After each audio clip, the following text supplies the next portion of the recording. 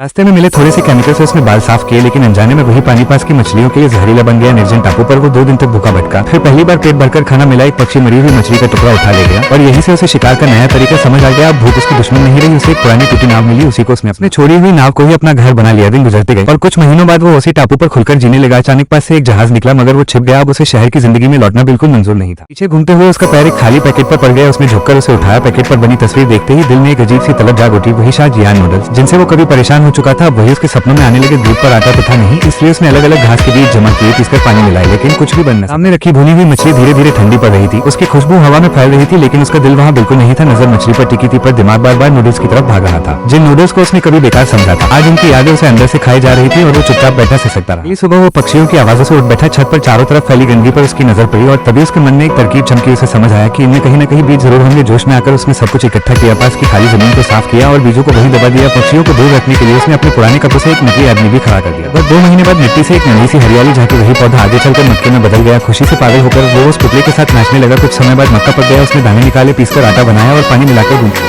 खाली बोतल और टिन के ढक्कन से उसने किसी तरह नूडल्स की शक्ल बनाई। उन्हें खौलते पानी में डाल दिया भी और फिर वो मसाले वाला पाउच निकाला, जिसे वो महीनों से संभाल कर रखे थे। तस्वीर देखकर उसने बड़ी सावधानी से परोसा। 6 महीने बाद जिस कटोरे का सपना देखा था, वो नूडल्स आखिर सामने थे। उसने पहला तौल लिया और अगले ही पल फूट फूट कर रो पड़ा। स्वाद कुछ खास नहीं।